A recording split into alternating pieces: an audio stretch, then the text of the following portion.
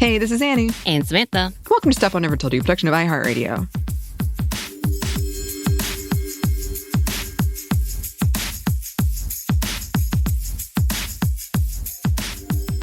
Okay. I feel like I always have to take a deep breath in some of our episodes, Anney. Just knowing that we're coming into something not necessarily heavy, but at least thought-provoking. Is that the way I say that? There's a lot to consider with this topic. Okay. It is a very huge topic. Very huge topic. It is indeed. So we're going to go ahead and put a content warning here because we are going to talk about purity culture. We're mentioning rape culture, but essentially we're talking about virginity and how it's looking today. Yeah, I know. That was very vague. Of course, we dedicated a whole episode on this subject of purity culture previously. And if you haven't listened to that, go and do so. It's a part of our religious trauma series. I believe it was episode 3 out of like infinity because we couldn't stop. I couldn't stop because, it was too fitting for our trauma origination. I feel like that was my OG story. So might as well keep going talking about trauma. And we have plenty of it and we're adding plenty more to it. Yeah. That's one way to put it. Yeah. Anyway, but again, we do want to start off with some reminders of what we're talking about specifically. And we're talking about the purity culture, which is a reference to the idea of sexual purity and sanctity of virginity. And I'm saying this as an idea, not my beliefs. So from verywellminded.com, they say, in context of certain forms of Christianity, purity culture refers to sexual purity and chastity. Purity culture connects back to biblical connotations of purity and its value, saying extramarital sex and other unapproved forms of sex are sinful. I like that term, unapproved forms of sex. I guess that's noted. There you go. But yeah, things like true love waits and promise rings, we saw an overly romanticized and honestly infantilizing campaign to tell young people, specifically young girls, to remain, quote, pure. One of the things I just recently saw was, I believe, a documentary. I forgot the title of it, but it's Joshua Harris, who was kind of the catalyst in this conversation of the purity culture with I Kissed Dating Goodbye, which, by the way, during this research, Anney, I came upon a podcast which I think they reworded, unless there's a book that is actually this title. I don't think so, but I think they actually accidentally said I Kissed Satan Goodbye. And for some reason, I like that version better. Yeah. I could see how they could work that into this frame. I was like, I don't think that's what she means. And we're not talking much about her, but I did think that interview was kind of funny in that she was trying to revamp purity culture in a way that she admitted as a person who was religious that it was really traumatizing and triggering and really went after girls a lot. So, like a good and bad portion, but the fact that she mistook the title or the transcript was bad because I didn't listen to it and they just put in Satan instead of dating, which could be quite funny. But if you don't know who Joshua Harris is, he's that author and he's done several more books and really made this thing his whole fortune, actually. But as of the last 5 years, I believe, he's came back with I was wrong. This is bad. I'm sorry. Yeah. And he did a documentary talking about I think it was him. Y'all may come back and be like, no, that wasn't him. But he's related to it somehow, in which he talks about youth camps and how that really brainwashed a lot of young kids. And a part of that brainwashing was purity culture. Yeah. And definitely go see, because we've also done episodes on virginity. We did 2-parter on that. But I know in there we talked about there is a pretty widely held connection between virginity and youth, and that kind of purity and innocence and all of that. And that is problematic just on the face of it. But when you expand it out, it does become very infantilizing for people who've never had sex or don't want to have sex when they get older or just ever. Mm-hmm. So it is so many of these things are a lot to untangle when we're discussing them. Yes. And we'll probably forever be untangling them because honestly, we don't talk much about it here. But when they talk about the deconstruction of theology and deconstruction of Christianity, which we've seen it as a movement, and I think it's such a fascinating conversation. One of the things that I attribute to this movement was the fact that the purity culture was so traumatizing that our generation, my generation specifically, really were like, hey, yeah, no, this is so wrong. This is me up. How do I backtrack from this? So that kind of was a pivotal moment for that movement in itself. So we actually talked about talking to people about spiritual trauma anyway. Yeah. And we'll probably come back to it because it is a fascinating conversation and it has a lot to do with what the government is doing to us today. So, but anyway, moving on and just a bit more again from a paper written by Katerina Junaud. I really hope I said that right. I don't know. I apologize. But she wrote for berkeleycenter.georgetown.edu entitled American Purity Culture in Generation Z.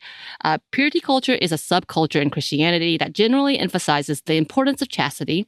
These are general emphasis of purity culture. And then she lists these bullet points. Virginity is prized and everyone should wait until marriage to have sex. Men should avoid women as they often cannot control their sexual desires around women. Sexual abuse is often caused by a woman's inability to follow the rules, especially if she is not dressed modestly. Once losing one's virginity, that individual is damaged goods. Which, by the way, I've told these stories because I feel like I have to confess my sins. For the lack of better terms. Okay, yeah. Because I really perpetuated these thought processes. I really thought I was onto something. And I was like, yes, I understand this. Yes, this is what this is. Because, I have seen evil men who would probably claim themselves as Christian doing evil things and traumatizing young girls, me, because they could not handle themselves. And then this conversation about damaged goods was so ridiculous. And I remember the example, one was of an example of getting a candy bar and everybody taking a bite. Did you have that example? We've talked about this before. Mine was we had a jug of water and everybody spit into it. Oh, Would you like to drink this water? Yeah. Well, no, I'll spit into it though. Like what? That doesn't even make sense.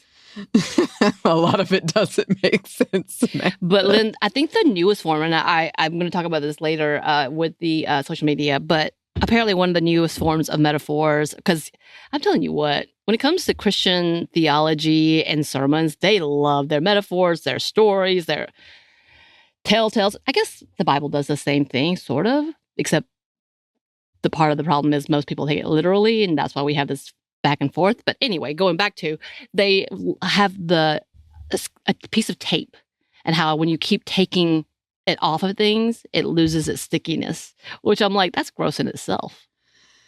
Yeah. Also kind of a boring, spitting in the water, we had to go around. I feel like the tape metaphor, you could be done with that pretty quickly. Maybe that's the point. That's the point. All right. So now that we've kind of established that, we noted in our earlier episode and stated before, purity culture's toxicity is linked to some of the prevailing ideas and failings within rape culture today. That's some of the things that we had to highlight in conversations and about why men get away with raping and how women are blamed instead. And then again, also forgiven. Men are forgiven as where women are not, and they're tossed. To be fair, that is also biblical because, if a woman gets raped and that raper doesn't marry her, then she can be cast aside and never seen in society again. Yeah. So that was a thing because they were like, Joseph is a good man because he took this poor little 12-year-old virgin with child. Anyway, moving on. Now, maybe you're asking yourself, why are we talking about this again? Like I said before, we have lots to talk about in this, and I think it's ever-changing. And then again, like I said, you might not be because this is a huge subject. It is a huge conversation. And one episode really doesn't do it justice. It can't. But either way, we're coming back and we're talking about it because it has come to my attention, Anney, that a new form of purity culture has come back around, or so people are saying. For the younger generations. And yes, I sound very old. I am old. I feel that. I feel that in my knees, if you need to know. And though for us, this is traumatizing as hell. coming back to this is really scaring me. I don't like it. So we wanted to take a look and see if this trend is actually coming back around and what is happening. I guess, Anney, when we were talking about this, I asked you if you had seen this trend coming out, because it's been on my For You page. There's conversations. I told you about the reality show, which we're going to talk a little bit about at the end. And now that we've researched a bit, I wanted to ask you, have you noticed if this mindset has come back? What have you found? I found a lot because people are freaking out about it in the media, I have to say. I'll say it's really complicated. It's a bit more complicated than what they're reducing it to. So yes, Gen Z is being called the generation of virgins in the media, or that they're in what is called a sex recession. Numbers do show they are having less sex. A 2022 Kinsey Institute found that 25% of surveyed Gen Z adults said that they never had partnered sex. They are also having fewer one-night stands. But there are a lot of reasons for why this is happening. Some of them are purity culture related, which we're going to get into. But one of the ways that people reporting on this are breaking it down are political or societal reasons versus the puritanical ones. For example, many Gen Zers cite the overturning of Roe v. Wade and other fears around being unable to get birth control as a reason for anxiety around sex and not wanting to have it. And that has been shown in numbers as well. Over around 13% of Gen Z and 11% of millennials have said that whole thing has made them not want to have sex. I have friends who have this very viewpoint. Right. Well, I know recent reports that the U.S. is at a record low for birth rates at 1.6%. People with uteruses are celebrating because they're like, yeah, this is what we wanted. This is what we're doing. This is exactly what we wanted. We're trying to follow along with a lot of the Asian countries, which have also very low birth rates. And one of the many things I've been doing, and I don't know if because TikTok is changing, if because they have allowed for a lot of bad players, but a lot of the comments were men being like, well, you're ignorant if you think that this is going to help because now you're not going to have this, this, and this, and you're going to follow society, go live in an island so you can be by yourself. In which I'm like, do you not know how reproduction works, bruh? Probably not. That's another episode about the sex ed part of this. Again, yes. But it is interesting because it has gone down and it's purposeful. It is purposeful and because of things like the Esther Project and Project 2025, people are really scared. People are scared, and rightfully so. I'm not even involved in this whole scene, and I'm scared. I'm like, I should get birth control. I don't know.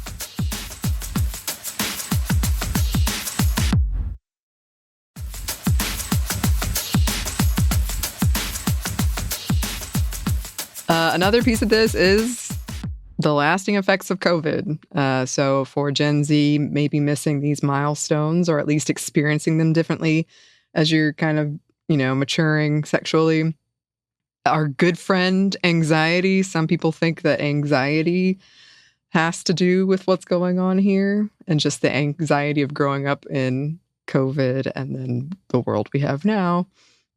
I personally think that this is generally something you can control, like I hate to use virginity, but your bodily autonomy or sexuality, right. Other than, of course, objectification of your body or sexual assault. So it might give some people one variable that they largely, hopefully, can control in a time where it feels like we control so little. There are, of course, pros and cons to that because ideally, that wouldn't be the thing that would make us feel like we have more control, or at least the only thing. I don't know. Mm-hmm. Some people also theorize that the impact of Me Too is a part of this whole thing, and what happens in the courts, wherein men don't really get punished after all of this. So it created this anxiety around sexual situations that could lead to sexual assault, but offered no real tools people could see in protecting themselves. And clearly through these court cases, it's like, yeah, you're kind of on your own. Right. I mean, this conversation also leads to, which we're going to talk about in a minute, with cringe and being creepy. And which is kind of like a Gen Z, y'all are being creepy, why you're doing too much type of conversation, because they do see the Me Too movement. They're like, yeah, that's gross. And so they have been very aware that sexual assault is likely. And I guess hearing those numbers is really freaky. Yeah, and that's a good reminder if you see these headlines that are like, Gen Z, what's wrong with them? It's not that. It's actually that they, in a lot of cases at least, they know the numbers. They're Right. like, yeah, no thanks. Another thing that happened both during COVID, but just in the technological age we live in, is that, there's a lot of outlets on the internet for them that they can go to, but they don't really need to go out with somebody or have Well, it's sex. kind of like the Sex and the City episode I believe you and I watched. Yes. In which he had grown up all the time hearing about sex because of his parents being so open about it that he really, really was repressed because he was like so over it. Yeah. Yes. Yeah. And that being said, like research does indicate that Gen Z is not less horny, but more aware of potential consequences. So it's not like some people report it as like they don't want sex. It's not necessarily that, or that they don't have those feelings, but it's more that they know what's going on and they have the internet. Yes. I also read there's been a rise in femcells, which would be women who are voluntary or involuntarily celibate, which we're going to have to revisit. That's a whole separate thing. That being said, we did see an alarming uptick in Gen Z men voting very conservative in the recent U.S. presidential election, in part influenced by the manosphere and incel ideology, including the ideology around virginity and how it's women's fault. So right. And then this also goes into that conversation of this men loneliness epidemic, which again, we were like, that's not really a thing. That's everyone. But yet they use that as a way of being like, oh no, this is women's fault that we're lonely. Yep. Because their loneliness matters, but women's loneliness does not. Also, we work harder at it because we actually make friends. Yeah. Mm-hmm.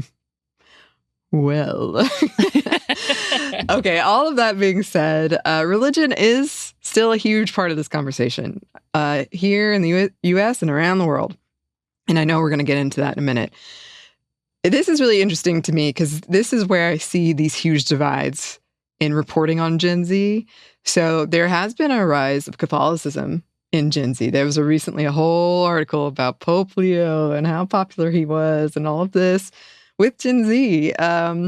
However, Gen Z is also more likely to be secular, like no religion. So we've got both of those things going on. I wonder, since a lot of the like religious part of saving yourself for marriage, and now we have people getting married later in life, if they're getting married at all, if that's a piece of this, and perhaps on the flip side of that, rejecting the idea of virginity being, a possession in a very heteronormative sense, which is what it's been historically. And this led me to a forum where people were basically saying virginity is a construct of the patriarchy. It shouldn't even be a thing. Like scientifically, it's not a thing. And then one dude popped in and he was like, you feminists blame patriarchy for everything. It is not patriarchy. It is a thing. So let me, a man, tell you you are completely wrong. Yes, you're talking about science, but I'm telling you this is hurting my feelings. You're wrong. Yes. But I wonder if that's like also a piece of it because people are more like aware of this. Is this even a thing? I don't know. Right. Interestingly, there has been both a rise in desire for monogamy and a desire for ethical non-monogamy, which illustrates, again, those pretty big divisions in Gen Z. Because, yeah, we're still talking about Gen Z. No community or generation is a monolith, obviously, but it's really interesting how stark these differences are and a lot of what we're going to talk about. And that, as always, a lot of this depends on self-reporting. So keep that in mind. And also keep in mind, being in an ethically non-monogamous relationship does not equate to more or any sex. A lot of people think it does because they don't understand it, but... Right. Yeah, it doesn't. Again, that's kind of that conversation again where we're talking about Gen Z's like, you being creepy. This is not about sex. This is about relationships or something along those lines. I think it's also that same level of like new types of relationships have become open lavender marriages of the best friend, like platonic marriages being in existence and being like, this is actually okay because we take care of each other. We are a relationship and we communicate, which again, I feel like maybe Gen Z is learning to communicate better, but then we do again have that other side where they hear the manosphere being like, oh, we have to go back to alpha thinking and men aren't supposed to be with one woman type of conversation, which I've been hearing more and more about. Yes. Still. Yes. It's like I've been saying, I'm seeing these really different viewpoints that are pretty big. Like I said, every generation, every community has these different viewpoints, but it's kind of interesting how opposite a lot of these bigger ones are. All that being said, Gen Z is, they're far less strict with definitions of gender and what constitutes sex, and more likely to identify as queer and be exposed to all these identities and relationships that might not center sex. So here's a quote from a Guardian article titled, "A Generation of Virgins is Leading America's Next Sexual Revolution." Sexually progressive young people tend to take a more inclusive view of sex. Take, for example, losing your virginity, which is traditionally defined as having penis and vagina sex for the first time. Although my Gen Z interviewees usually said they had once believed in that definition, many also said their views evolved as they got older. Frequently, their realization of their own queerness or their interactions with LGBTQ+ peers had led them to reassess how they saw sex. And we're going to talk about this more, but that's what I thought too, losing your virginity. Virginity is also a term they are less likely to use at all, unless prompted. So yes, there's a lot going on here, a lot to unpack. There is. What were you taught when it came to sex and purity growing up, Anney? Because I think you and I have different perspectives. Yes. And you will have to share yours to showcase that. But it wasn't something that was taught in my house, really. It wasn't that big a deal. When my dad tried to sit me down to have the sex talk, I was in 8th grade and I said, "You're far too late," which unfortunately or fortunately was true, because I was probably learning from my friends and the encyclopedia. I looked it up, and TV shows and fan fiction was not a good place to get your information. Encyclopedia. Oh yeah, and it sounded awful because when you scientifically explain it, it sounds terrible. There's nothing enticing about this. You're like, what is happening? No. But yeah, I did absorb, because I was religious for a short time, but a very intense short time. I don't think I ever put together, though, Eve was bad because she maybe metaphorically had sex. I don't know. I just put to bed she was a woman and that was bad. But I absorbed a lot of it from my friends, and my friends had these ideas. And I definitely had the idea that, the first time you have sex is going to be wonderful and perfect, and it has to be or else, which is just not true and very damaging. Also, on the other hand, though, I had the idea that it would hurt a lot, and the whole virgin's blood thing. If you didn't bleed, you weren't a virgin. But then my older brother was the cause of a lot of tension. He and my dad didn't get along, and he was 4 years older than me. And so he was with girls a lot, and so I did not want to be like him. So I sort of veered hard away from that and was probably really judgmental. Oh, I was definitely really judgmental. But I also will say, I did think that this penis and vagina thing was how you lost your virginity. And that's very damaging when you're sexually assaulted when you're young, which I was. And I would tell myself, well, if he's my boyfriend, that's not bad, right? Which is kind of the same thing. If you get married to her, it's not rape. Those things. And that I had a lot of friends that believed in that damaged goods things. And I would hear them talking about that. And I'd be like, I can never tell them. I'll never tell them what's going on here. And then, in my adult life, my therapist was like, you can differentiate between sex and rape, and it's not the same thing. Interestingly, there is a huge historical back and forth about if a woman has been raped, is she still a virgin? And usually the case has been yes. because it's theft of the father's property in a lot of old religious texts. But now it seems to be veering away from that in a lot of ways. Right. No, there's so much to that because, yeah, like if we took it like biblically and we took about like property and we talk about promised, because like in consummating a marriage, it was the marriage, which is why annulling kind of still exists, I guess, and which is like such an outdated practice in so many ways. There's so many things that we can talk about with that. But yeah, like I was the judgmental one. I was such an asshole. Like, I have nothing but shame on that because I also was pretty traumatized as a kid, coming from a very bad background of, like, what is this? How I was early sexualized. And like, there were so many things that I needed therapy for a young age. And instead of being able to get therapy, I just got hushed and ashamed. I'm like, that was trauma response. You probably should have addressed that. Now, as like when I became a social worker, I was like, oh yeah, okay, these are signs. And then no one looked at this. But all of that to say, with that, I came in full circle of being like, I'm forgiven. It wasn't my fault. So therefore I can judge others.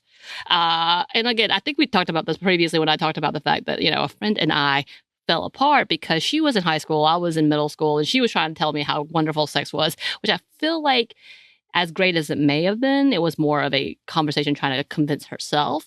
But that did not lead to the point of like, instead of just being like, okay, cool, moving on, I had to shame her a little bit, which I'm like, no wonder we're not friends. I didn't like you, you didn't like me, and we were bad friends. I was a bad friend. But it really did come into that trap. And because I had some way with words, and because I was looking at like seminary books and talking about things like I Kissed Dating Goodbye, Passion and Purity, which I'm going to mention a little bit later, books like that, it really taught me flowery words about this romantic version of virginity, which is bullshit, that I really thought I had a handle on it. This preteen girl who had too much trauma in her life was like, yeah, this is what this is, and this is why it's holy, and this is why it needs to be waited till marriage, and when I'm married, it's going to be amazing. And then like watching things fall apart because, not to tell other people's stories, but other people who were in that same background as myself who believed this got married very young because they were scared of sinning. And then they were in awful relationships and gone through a lot of trauma on that end. So for me, like what I had learned, and I don't think it was necessarily my parents that taught me this, it was more shame factor with like, learn from my mistakes, have a conversation, and they wouldn't necessarily like shame me, but it was still like taboo. So as much as that culture that I did grow up in, we were told this is sin and looking at women as sin. So I was told that. My parents didn't like force that onto me. Like there was no shaming. Like if I had sex at a young age, if I had gotten pregnant at a young age, I absolutely believe my mother would have been like, all right, we'll help you. We got this. You're fine. You're loved. All these things. They may have been disappointed. There may have been fights, but I would have not been kicked out or any of those situations. So it was an odd like level of superiority for me. Yeah. And it's interesting because we've talked about this before, because you and I are coming at it from very different ways. But there was a point where my friend group was all like, boys are gross. We're never going to get into that. And then I felt like everybody in my friend group they were almost all very religious. And so there was this kind of moral religious aspect to it. Became really interested in boys, and then I didn't. And so I was like lying and pretending and like, oh God, yeah, I want to have sex all the time, And I know in your experience, like it was very different. But for me, I feel like it was, at least in my friend group, it was more of a shameful thing if you weren't into it, if you weren't having sex. And so it became where I was like the odd person out and just trying to pretend. But that's sort of like, it's a shift in adolescence where it went from never, and my religion tells me so, to, well, what about that? You haven't been with anybody? What's wrong with you? Right. I think, and I will say this could have been just me. Again, I was an oddball because as people would tell me they were doing things, I tried not to be judgmental, but they knew I was judging. I'm such a jerk. Like I was not a good friend. Because like even through college, I was that exact same way. I was really puritanical in every bit of the way. If my friends, because my high school friends and I kind of like shifted away from each other that way. And it was an obvious shift. I kind of talk about this story in a little bit in my judgments. But like, for me, it was a point of pride. Also, later on, as an adult, I can admit it was my trauma. It was like something that I had to cling to because I was so petrified of relationships in general because of my attachment problems. But it's an odd like interaction to the point that I think my parents were annoyed with me. Once again, they were annoyed with me by like being like overly judgy teenage self in this level and being like, no, this is the way, this is what Jesus would want from me, blah, blah, blah. But I still absolutely felt like I needed to be married and have children and all these things. But yet I was so prudish, as I guess it could be in that level, and judgmental about these relationships. If not, if it wasn't done perfectly. And by the way, when I tell you, I know we talked about this before about the courting thing, legitimately believe this bullshit. Legitimately, the first day you had to be with people. You had to ask permission for dating. The shame factor is high in that level of like, what was I thinking? Why couldn't I just be a normal kid? But so yeah, that definitely like a different experience in general. And so for me, who was on such a deep end, to hear that this might be coming back is petrifying, Anney. Petrifying.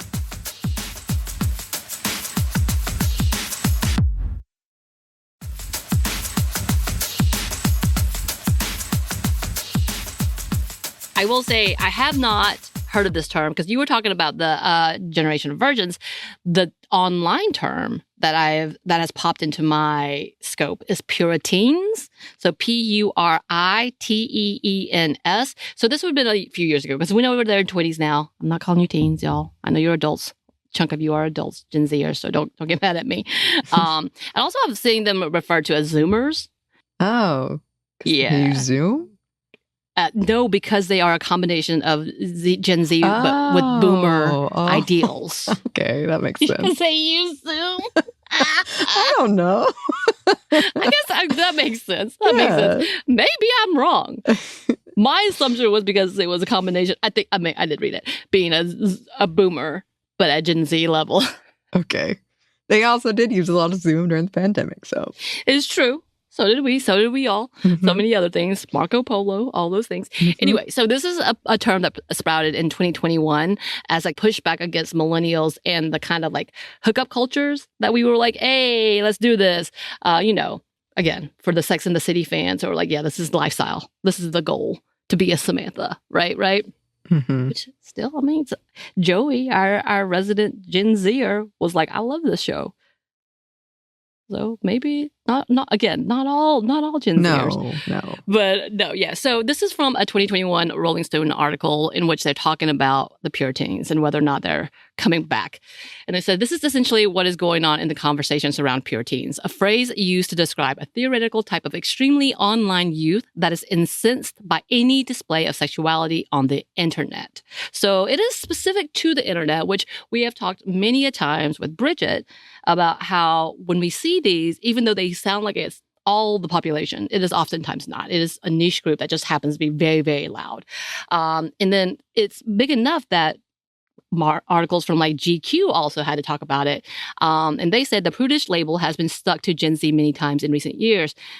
Now there's this pejorative new Twitter term, Puritan, meaning an online child who proactively demands people curtail behavior they interpret as sexually suggestive, which is what they got from the Urban Dictionary. So this is a hot thing. Like they had a whole movement. They went after everyone and anyone being like, hey, calm down. You're being a little over the top with this conversation. So it kind of opened up a lot of rhetoric. Like, who are these teenagers? Why are they so upset about this?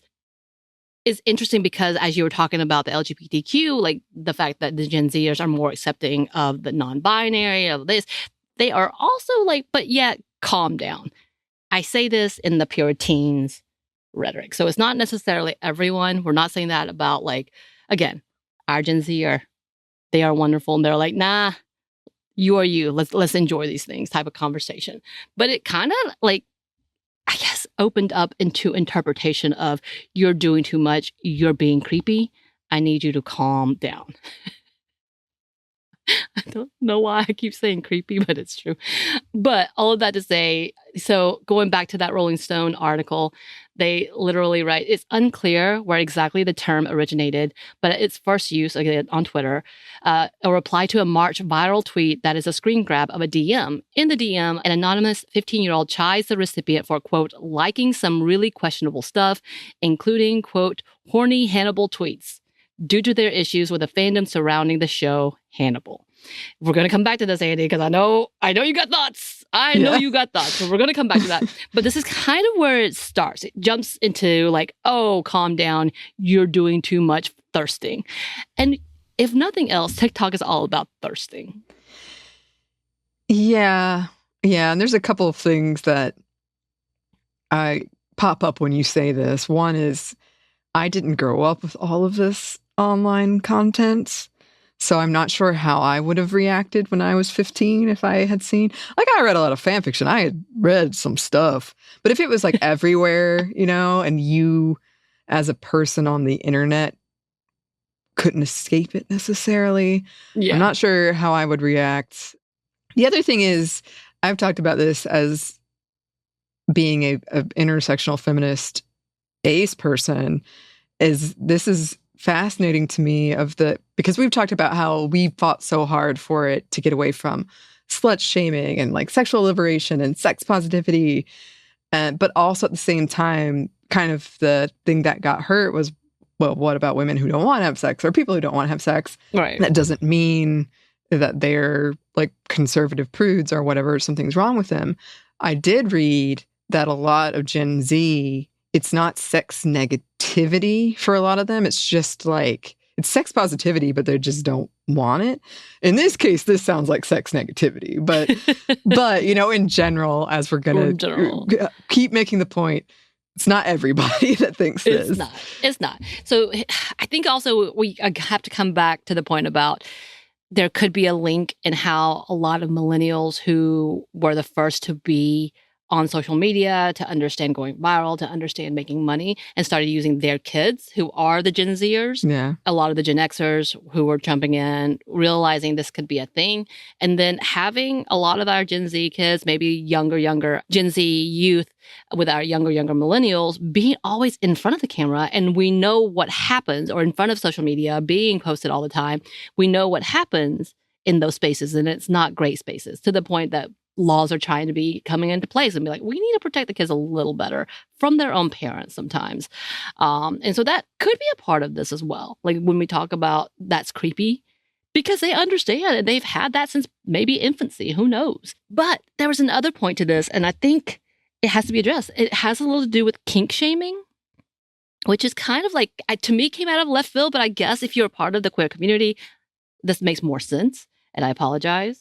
I'm not necessarily in that space. I read a lot of those spaces, but I'm not necessarily in that space, so I'm not always aware. But now I am. But back to that GQ article, they have this. They say, young Puritans have recently been seen on social media moralizing about large age gaps in adult relationships and partaking in the perennial no kink at pride debate. So this was a specific one. Here they wrote, hearing Gen Z talking about not wanting to see kink at pride is giving Karen vibes, tweeted 35-year-old RuPaul Drag Race winner Bob the Drag Queen last month. So this is a while ago, though, 2021, y'all. An aging internet twink at not in one CO. The face you just made. Y'all, the face that Anney just made at me for saying that. It's an ad. I don't know what's happening, but apparently fanfic is not a good thing. Anyway, birthed a meme about Gen Z being such hysterical killjoys they'd call the cops upon seeing a jockstrap. So this was a thing, and it was a big debate online. Once again, online, in which they're kink shaming, no kink at pride. They really felt like this was overreaching and being a part of a problem. Again, it says from a junkie.com article, they write, when this term first became popularized in the early 2020s, it was a controversial one. It arose when queer teens called for a no kink at pride because this would make it unsafe for them as minors. And then this was met with criticism from, again, older members of the LGBTQIA plus community who pointed out the irony of stifling queer sexual expression at pride just because some people were uncomfortable. Yeah. So it's a whole big thing. It seems to be a big debate in the queer community specifically. It is. And unfortunately, as with so many things, it got politicized. We talked about this briefly in our Pride Month update of 2025, where conservatives, there's a group of conservative gay people who, from what I understand, are largely white men, but even conservatives in Donald Trump's, conservative gay men in Donald Trump's administration have really pushed forward this idea of the normal gay. And they were, during the election, they were saying, we can win this election with the normal gay. And their definition of the normal gay is quite comical in that it's like they don't dye their hair and they don't pierce their ears. But a part of it was the kink shaming. And they, I think, unfortunately, again, conservatives are really good at this. I think they knew this was a conversation that was happening online and they jumped in. And instead of having like a good faith argument, they were just like, yeah, no kink at Pride. But they were just really trying to get some kind of political clout in a space that they haven't had before. Right. And you're not wrong. In fact, there's a conversation about, is this just a bunch of misinformation or disinformation being used to cause division or repackaging? And I kind of like that term repackaging in this conversation, because I think that's what the conservative right has done really well, is taking conservative ideas that people are like, oh, this is bad. Like, we don't want to kill women. We don't want these things. So we're going to repackage these things. We're not saying trans men or all these things, but we're going to repackage it saying they're not being fair. Like all these things. Trans women are not allowing for women, and I say this very sarcastically, to be in their own safe circle because, we're really about being safe and giving space. They're great at repackaging this conversation. And I think it was interesting because going back to that Rolling Stones article, they said there are bad actors. Again, about this divide, they say this discourse is not entirely organic. Much of it is pushed by far-right bad actors attempting to promote homophobic talking points. It's also not new, like at all. There's always been discussions of how family-friendly the Pride Parade should be, or when I was a little baby gay, this is the writer, whether drag queens should be on floats, and if we were flaunting our sexuality. Millennial author and activist Leo Herrera told me, it tends to come from the more corporate conservative side who's really concerned we are presenting stereotypes or that we won't be accepted or it'll cost us funding or press. It's the same conversation repackaged. So this is a bigger conversation, whether it's for political gain or whether it's for corporate greed. So I think that's something that we have to cling to and look at. And again, this whole kink shaming, I'm sure there are those who are like, I am really uncomfortable. I don't need to see this. I'm not going to lie. There are a few moments that I'm really uncomfortable. I'm more uncomfortable as a mid-40s woman watching teenagers kiss because I'm like, I shouldn't be watching this. Not because I find it attractive. I'm just like, this does feel creepy. I'm going to turn the channel. Good on you. You do you, but I should not be the one watching this. Also the same as like a mid-40-year-old. If I like a new group and I'm like, how young are you? Oh, you're babies. Like those are the thoughts that I have to think through when they're trying to do thirst traps. I'm like, I'm not watching this. This feels creepy. Mm-hmm. That type of conversation, more so than anything else, other than like, not that you can't be that way or you can't do it as an adult, free will. I should not be here going, oh, baby, call me. No. Like that, you know what I'm saying? So like those are the conversations that we have.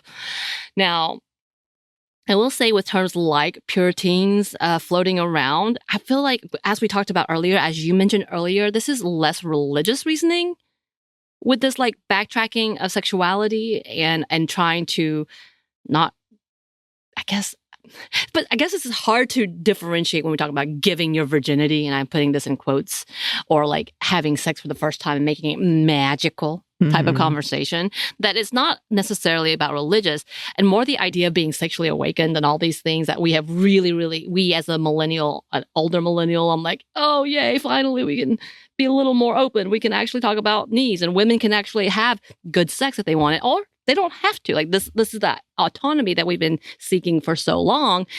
And that in itself has become cringe or creepy. Everything. That might be the conversation. Everything we do, Samantha. That's what I'm told. I like my cringe. I finally accepted it, okay? Again, that could be my take. And the lifestyle seems to be a reverse to a wanting more quote unquote wholesome lifestyle. And I say this as in, like, again, on social media, instead of seeing like thirst traps and all of those things and having all of the sexy reads and such, having a dog video that you just want to watch, and or having like miniature green chef who can't speak. You know what I'm about? The little chef. I'm gonna send you this. Okay. Their show got canceled on Nickelodeon, and everybody was in an uproar. I've never seen this show in my life, but this tugged at my heartstrings. It was very wholesome. Okay. All the same, but that's what they're looking for, and less thirst trap, more wholesome. And it could be, again, all this, again, we're talking more about social media.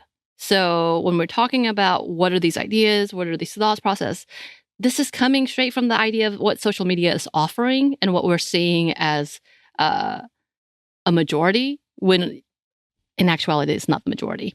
And I know it seems like that's the opposite of what we knew, as in, like, we grew up in the age of internet porn, like being wholly accessible, from hiding, like having funny, I guess, stories of young boys hiding Playboy magazines under their beds, or if you're Robert from Behind the Bastards, he told me he had it hidden away in the woods, which I'm like, what? Why? My gosh. How does it keep safe there? But you know what? You do you, boo. You do you. But like from that age to having so much access on the internet that they're falling away from that. Maybe, again, like as you were talking about having too much access. And with that, one of the movements in this time frame, in this morality, is the hashtag cancel porn, due to the correlation of porn culture to rape culture. Interesting. Right. So here's a little bit from a Medium article, which is titled A Prudish Generation Z and What It Means. And it's by Fuad Johari. I really hope I said this right. They write, pure teens were strongly correlated with the hashtag cancel porn movement as well, which believed that pornography was inherently evil because it normalized unsavory things such as rape and misogyny and should thus be canceled. Almost half of Generation Z viewers also want less sex on screen, as founded by University of California, Los Angeles annual Teens and Screens report done in 2023. Wholesome, which had connotations to evangelical immorality in the 90s, has also become a Generation Z compliment. Videos carrying the wholesome tag receiving more than 125 million views on TikTok, while wholesome memes on X had 3 million followers. So this level of like correlation between internet porn, misogyny, and they're not wrong. There's so much in this conversation. We've talked about Pornhub. We've talked about revenge porn, all of those things that have been accessible and used and not at all moderated or punished. Yeah. Any of those things. Nothing was really being censored at any point, and to this level of like free speech. Of course, there's an opposite form to this, and we're going to talk about that in a minute. But this level of accessibility has really gotten to a reaching point that the Gen Z community is like, we're done. We would rather have nothing to do with this, which makes sense. It does. And I'm very curious.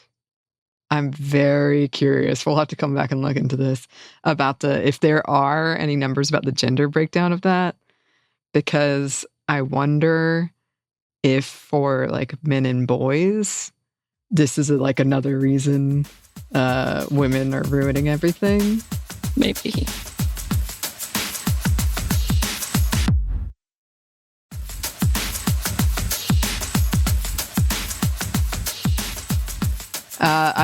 Samantha knows I keep bringing this up. I really loved the show Adolescence, which if you haven't seen it, I'm not going to really go into it. But basically, there's a lot of stuff about the manosphere and incels. And at the end, the parents have this conversation where they're talking about, like, we didn't realize how dangerous that just the internet was, or the computer was. Like, the kid in question would go into his room and be online all the time, and they didn't realize it was dangerous, and they wished that they had done more. But they thought, he's in his room. What could be the harm? And so I think that that's something also generationally, there's kind of a disconnect between what older generations understand about being online versus what is actually happening of being online right now. Right. Oh. Mm-hmm.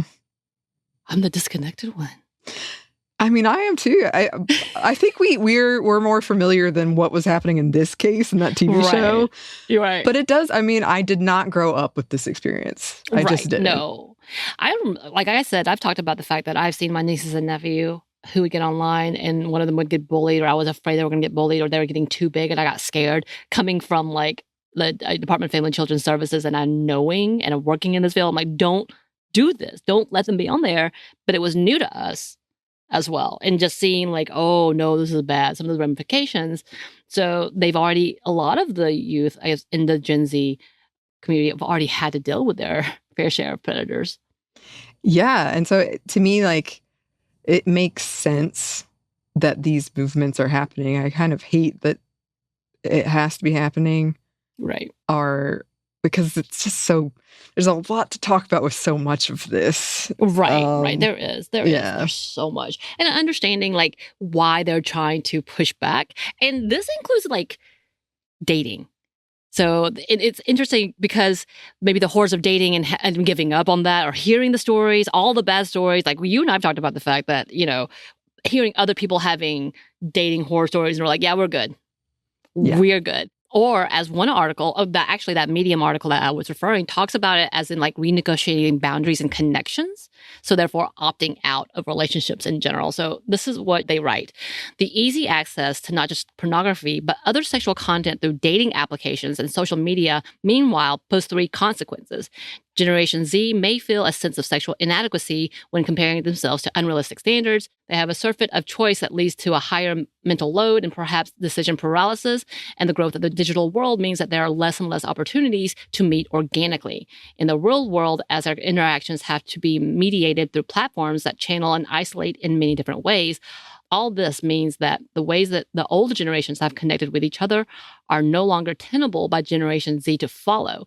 While most are actively renegotiating boundaries and connections, some have chosen to forgo relationships altogether, given all the potential pitfalls they have to negotiate and the consequent mental load they have to carry. So that's for real. That's honest in every way, and like trying to renegotiate the boundaries and trying to do so while at the same time not meeting. Because the amount of catfishing I've seen in this conversation, what amount of stalking that has happened through these types of apps, like there are so many things that like, okay, this makes a lot more sense. This makes the sense of like, I'd just rather not. Yeah. And because they've already heard the horror stories, and maybe it's the high rate of divorce that have happened in our generation and our grandparents' generation, whatnot, that they're like, now we good. Yeah. Yeah. Interestingly, I read they're cooler with divorce. They're like, if we get divorced, so be it.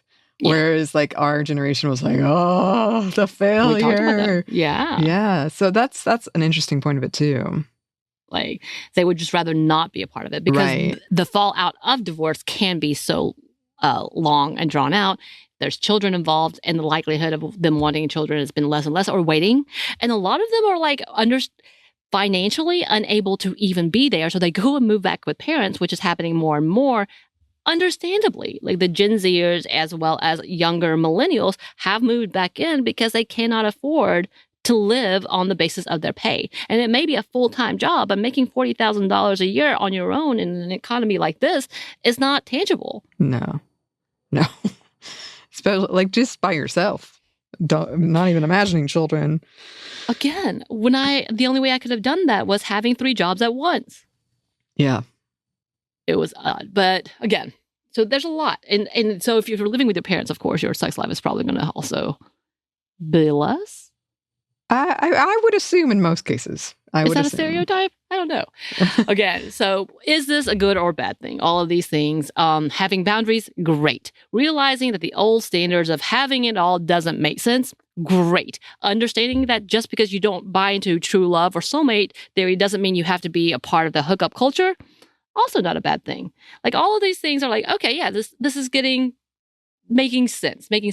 But what if this is a new pipeline into conservatism? So we talked about the whole trad wife movement and even the soft life movement, which is also the pipeline, yoga, crunchy life, all of these things being a pipeline into Christian nationalism. Could this newfound look at virginity, whatever, celibacy in better terms, and the concept of waiting be a part of that? Again, so we talked about the fact that in the queer community, it is this conversation in trying to be anti-queer, anti-trans, all this rhetoric, because it is easy to do so in a way you're thinking, this makes sense. Oh yeah, this is just common sense type of conversation. With the promise of soft living and true romance. Again, if you're trying to stay away from that, hookup culture where it's tiring and overdone. There's also this kind of level, thanks to book talk I've been reading, and we've talking about this. I think Maya, our super executive producer, wanted to have this conversation, but this like book talk lore kind of is partially perpetuating into this. It's a fine line. Because if you think about things like Twilight, all those things, it definitely did. Of course, book talk people would be mad at me for bringing in Twilight, Stephenie Meyer, any of that, but I apologize. Please don't be mad at me. I'm just saying this, which is healthy if you have a healthy level of understanding of the non-reality. But could it be? Anyway, so moving on. So the purity culture really birthed the idea of the perfect marriage, and with the help of social media and influences like Ballerina Farm, which we have talked about previously, they make this lifestyle seem romantic, seem perfect and ideal. So I kind of talked about it before, about the ideas of Elizabeth Elliot and Passion and Purity. The woman that was blessed with multiple marriages thanks to death. Congrats. Okay. Anyway, but here's an article from Salon.com which talks about trad wives and the purity culture. And they say, deconstructors call this purity culture, and it runs much deeper than the well-documented fundamentalist obsession with controlling people's sex life. Purity culture is also a promise that conservative Christians make to young people. If you follow the strict life path we're showing you, you'll be rewarded with true love, a beautiful family, and lots of scorching hot sex within the bounds of marriage, of course. And then they kind of explain and talk about Elizabeth Elliot's, again, Passion and Purity book. One of the people they interviewed, named Chastain, says this: a romantic account of her brief marriage to a Christian missionary who was killed in Ecuador in 1956 by the members of an indigenous group he tried to convert. As Liz Charlotte Grant at the Revealer recently wrote, the book appeals to those, quote, hungry for romance, turning that longing into an argument of self-denial. As a young woman, Grant wrote, I loved her example and courtship of saving yourself for ecstatic marital sex, of the hand of God directing a humble woman's love. Your face is so perfect to that. I mean, but this is also the same woman who said that, if you don't keep your weight down for your husband, you're failing your marriage. If you don't provide sex for him all the time. I want to say essentially that if she did not outright say, but insinuated that a wife could not say no. Oh. Type of thing. Like, you are there to pleasure him because he's had a hard day and you don't want him to stray. So send him to the woods to evangelize so he can get killed so you can find a new partner if that makes you happy. I'm so sorry. I know. And can I talk about the fact that, man, I really ate this up. I had that book. I had copies of that book. I think I bought a new copy because someone took that copy from me.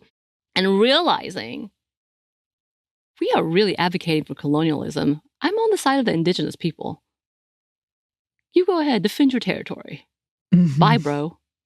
Anyway, moving on. But yes, so this is that whole level of conversation that's coming back into play with the Trad Wife series, with that whole being there for your man, doing all these things, having a giant family. This is all God's will, and it's beautiful type of conversation.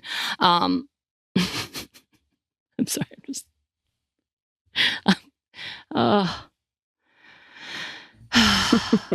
I'm thinking about my own past and I'm having moments. So with the help of TikTok, there are influencers who are both using the idea of virginity as a virtue, such as Emily Elizabeth. And this is this is a current influencer who has the bio quote, wildly in love with Jesus. And this is why I'm laughing, because I hate to tell the story, which brings me back horrific memories when I used to say I didn't need a boyfriend. I didn't have a boyfriend till 20s. I didn't date till in the 20s because I was told Jesus did not like that because Jesus was enough. Insert mortifying memory of when I told my friends who told me I was obsessed with Jesus and religion that just like they wanted to talk about their boyfriends they were in love with, I wanted to talk about mine, Jesus. I said that. I said those words. Well, if it makes you feel any better, I said I was going to marry Ryan Gosling. It doesn't. It doesn't. Well, I tried. It doesn't.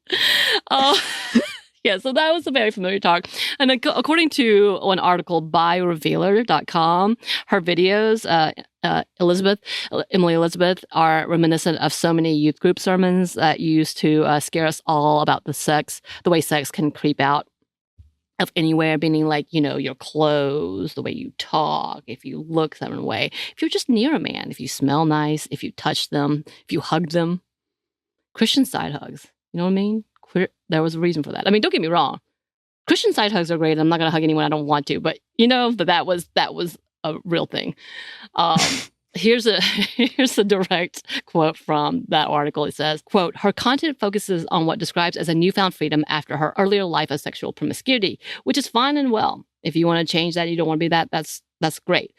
In the TikTok clips, Emily nods as text describing her former life of drinking, taking Plan B, and living with her boyfriend flash across the screen. She looks morose but confident. She believes redemption is coming.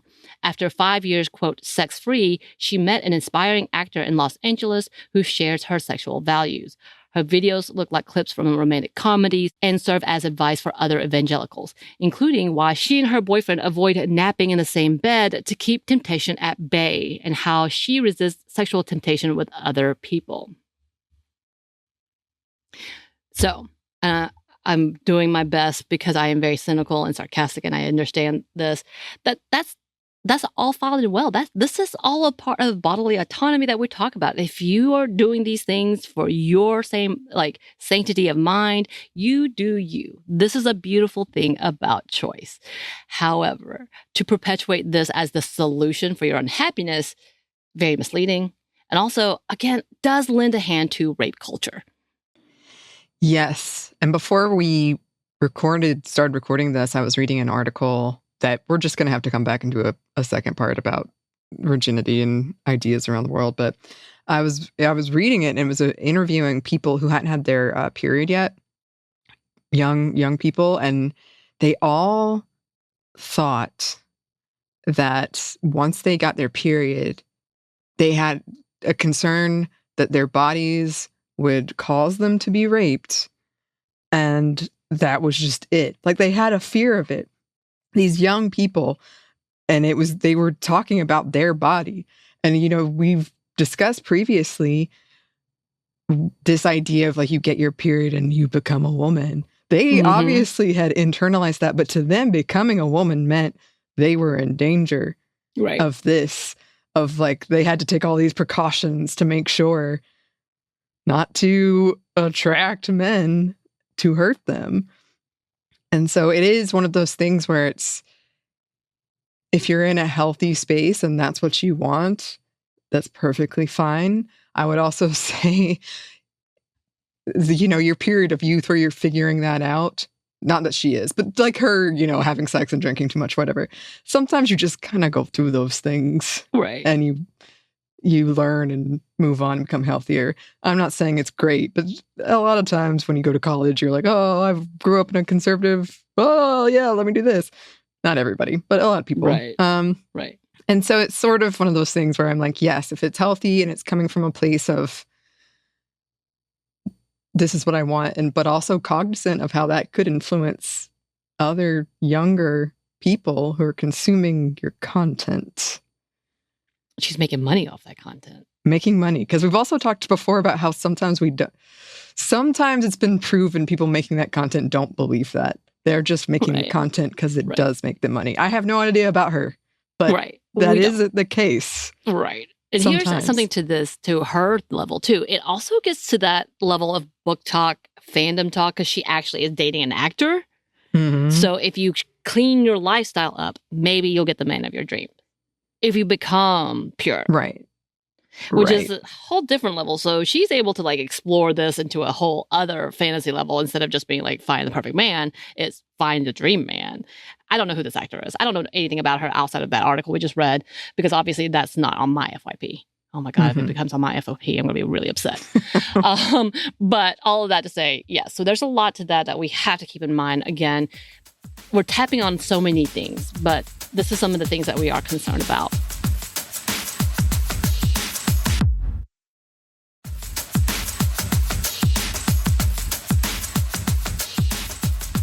And of course, many would say that we are being gross.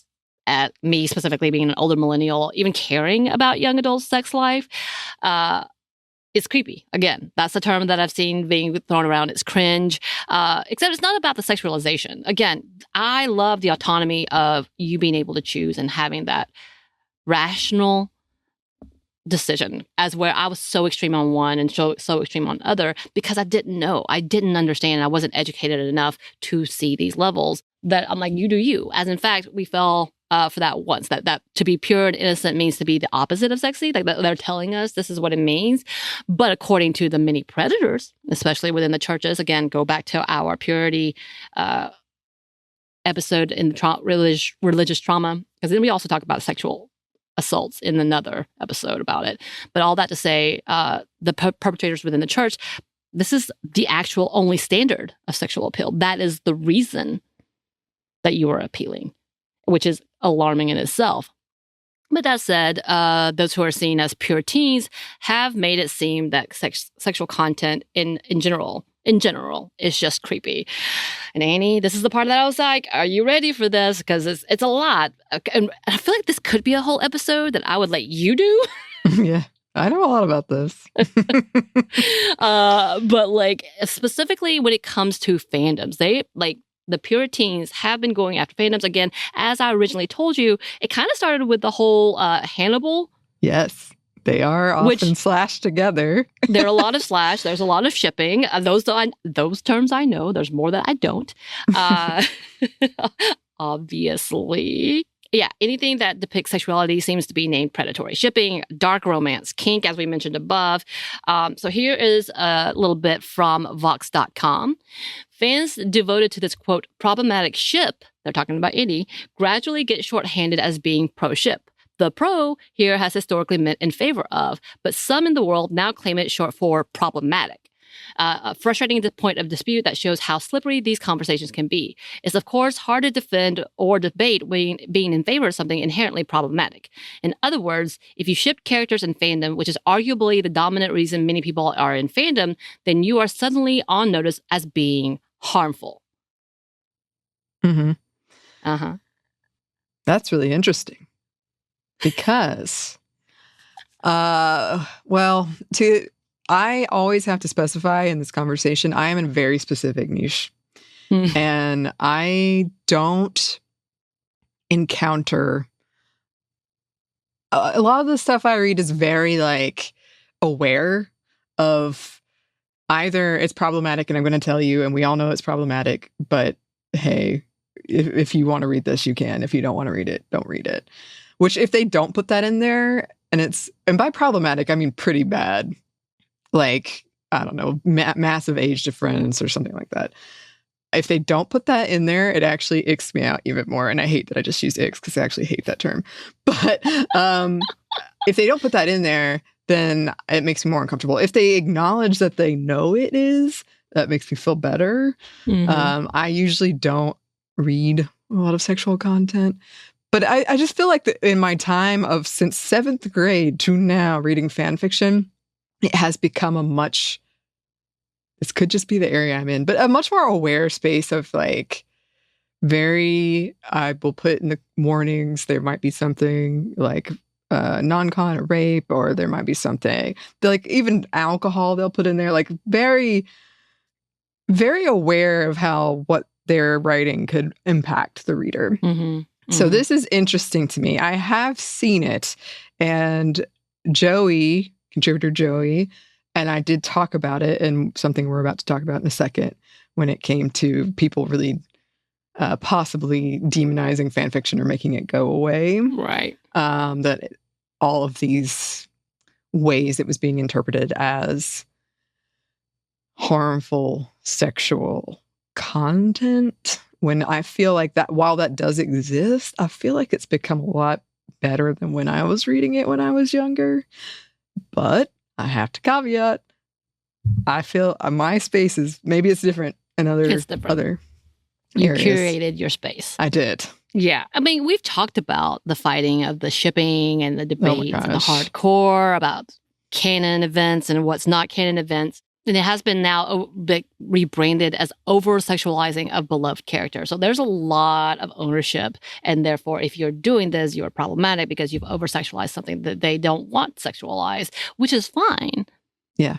But not to like actually try to ban it. Now, in that Vox article, they do talk about bills like FOSTA SESTA, which I think we did a whole episode with Bridget a while ago about, a crackdown on online adult content, which heralded child safety.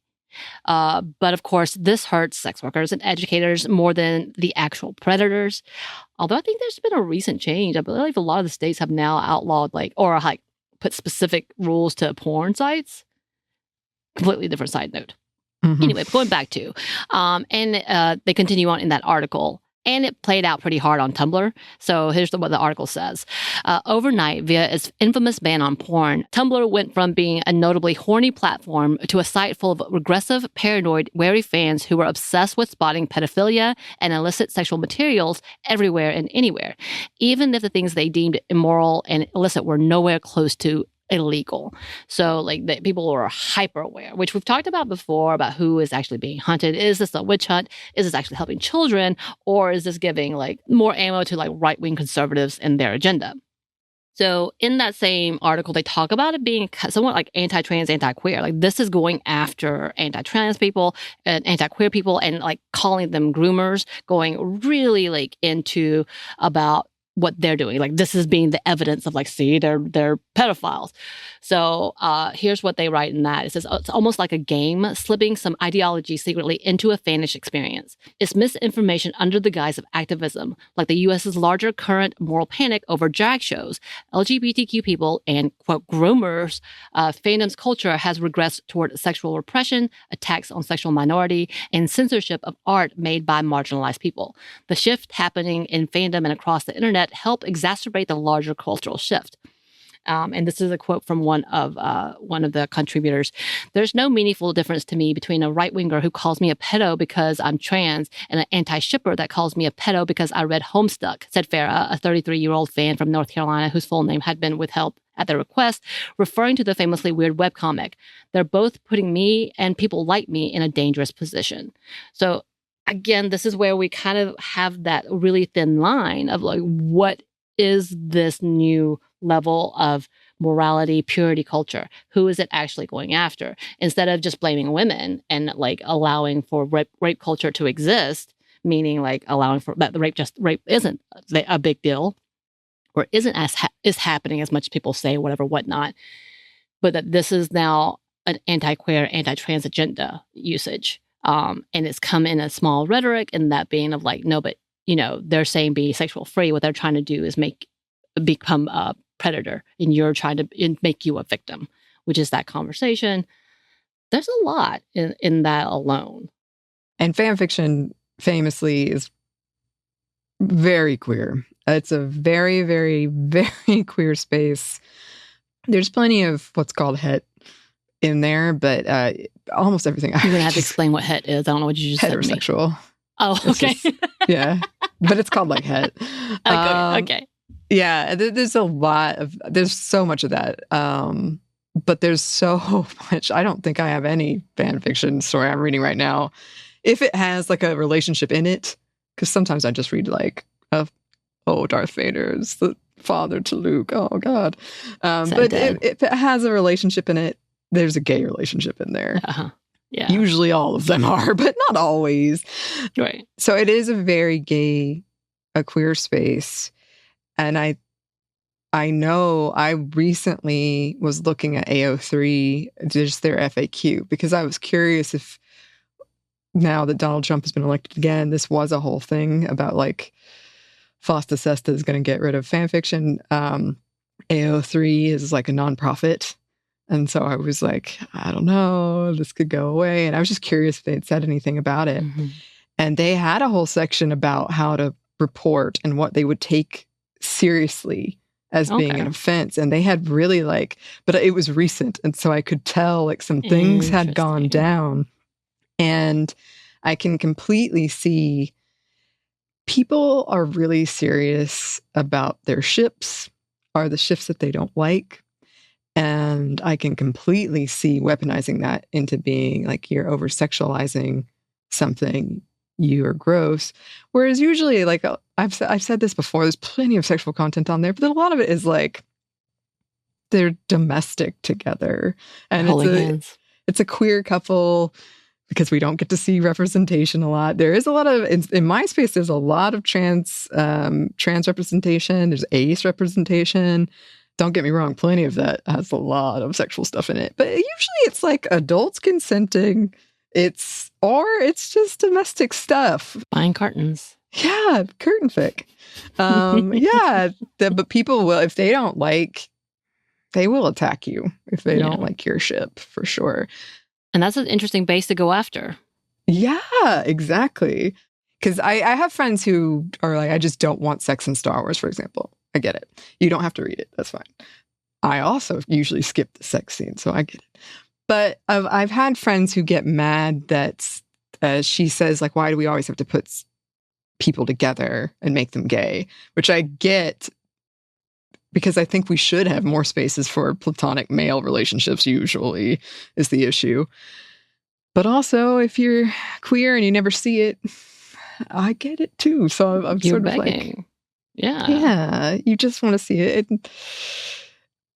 You go to fan fiction for it. It's never going to happen. Right. You don't have to worry about it because they're never going to give it to us.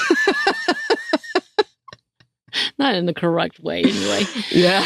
Oh my gosh. So that, to me, I thought that was an interesting side note. Again, this is kind of that level of like, we have to balance, we have to take a look and where this could seep and how it can be kind of detrimental.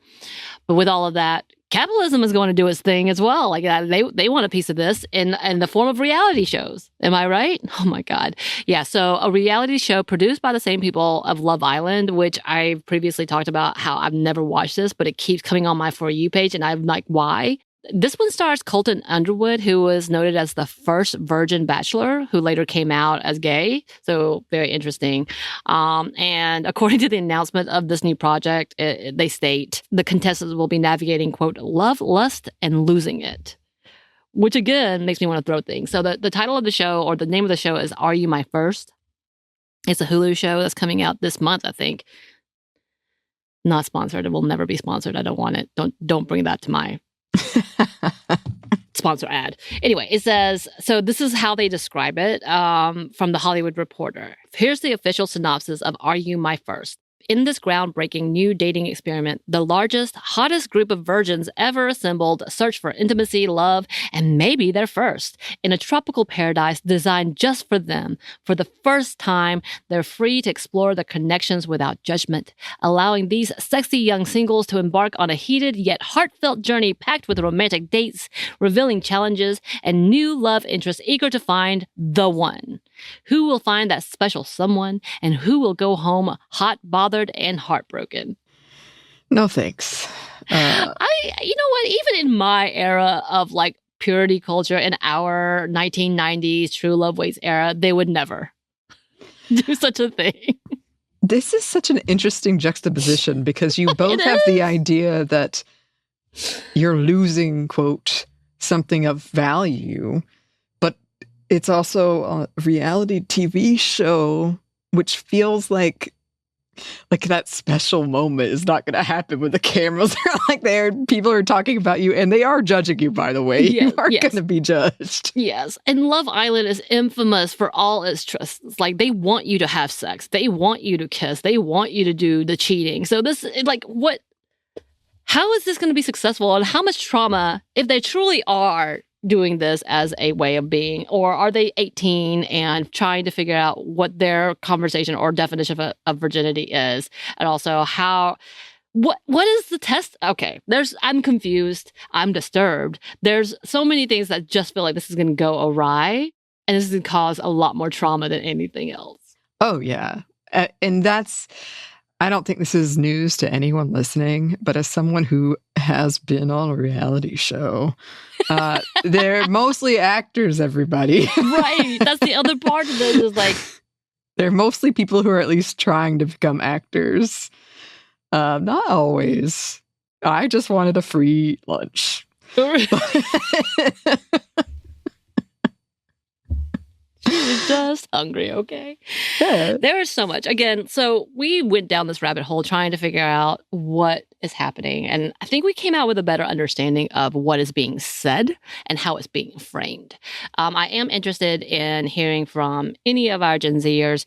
What are your thoughts on this? What are you thinking that we said that is wrong? From my older crew, have you experienced my experiences?